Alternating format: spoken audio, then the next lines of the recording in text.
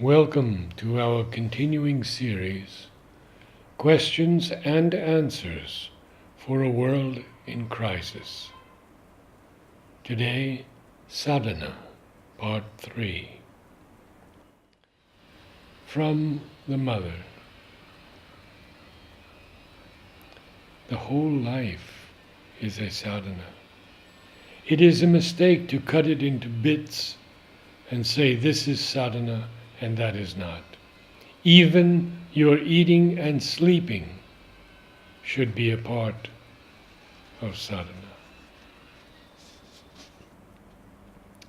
To someone returning to the West,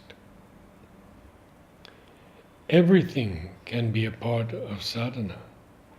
It depends on the inner attitude. Naturally, if one lets himself be invaded by the Western atmosphere, farewell to the sadhana. But even in the most materialistic milieu, if one retains one's aspiration and one's faith in the divine life, the sadhana can and should continue. 1970.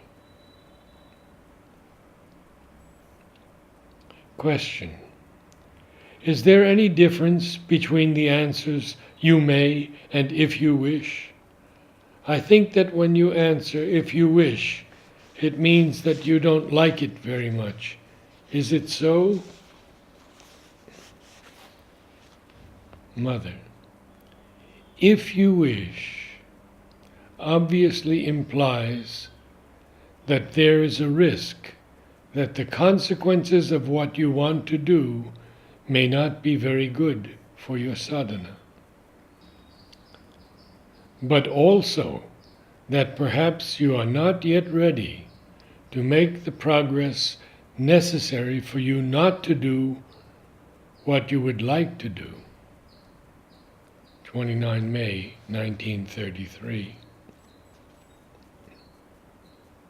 Question: what do you think about the love between Y and me? Mother: only the love that is based on the divine presence can remain unmixed and present no obstacle to the sadhana. 17 January 1934. Mother: I thought you were using the word ghosts to mean vital entities.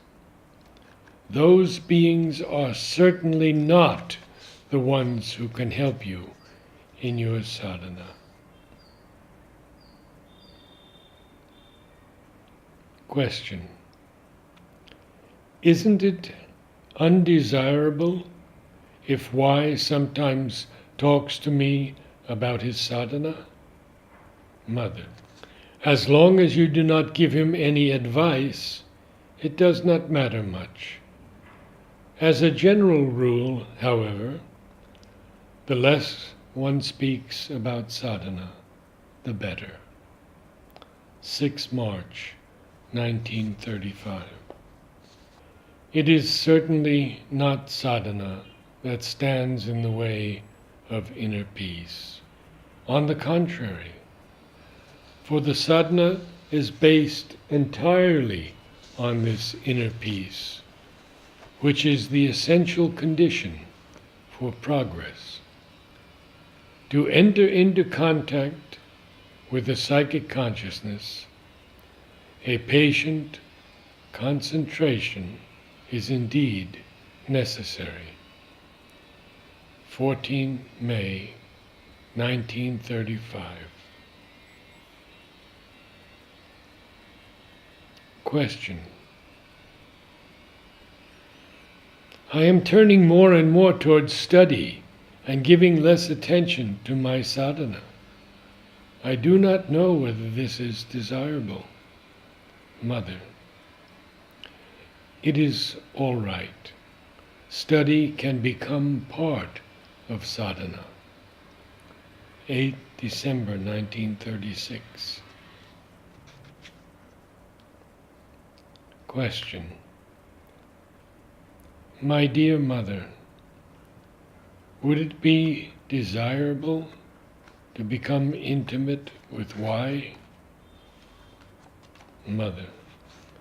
For sadhana, any intimacy is certainly undesirable.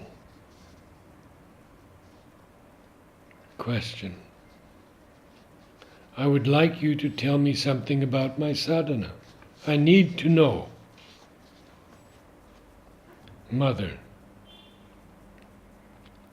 From the spiritual point of view, it is not good always to be wanting to know whether what one is doing is good, whether one has made any progress, what point one has reached, etc., etc. It is yet another opportunity to satisfy one's ego by drawing attention to it. 27 September 1938.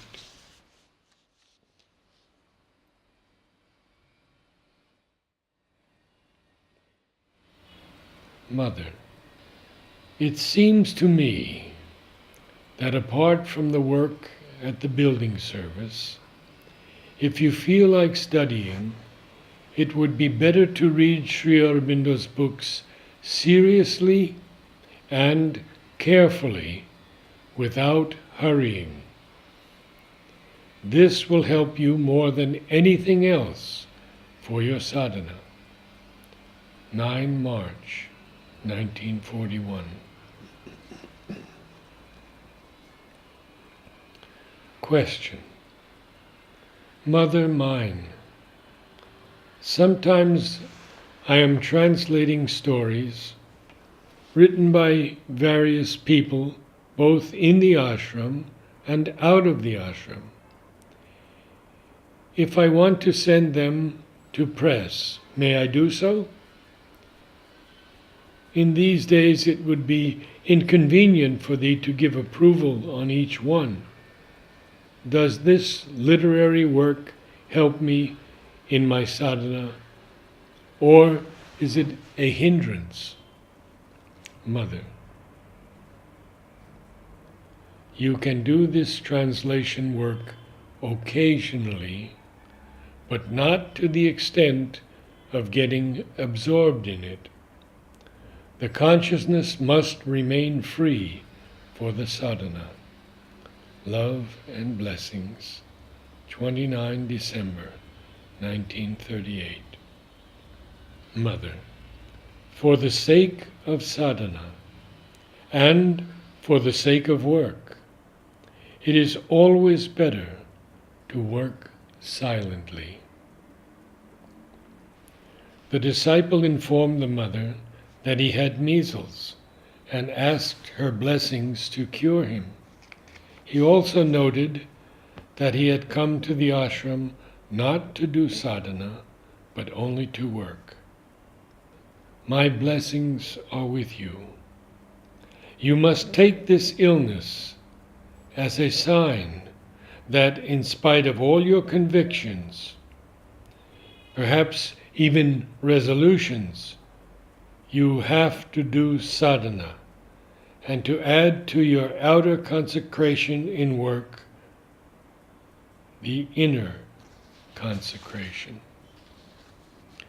In the integral yoga, there is no distinction between the sadhana and the outward life. It is in each and every movement of the daily life that the truth must be found and practiced. 16 March 1958. Question. Mother, once I was very much disappointed with the result of my work in the school.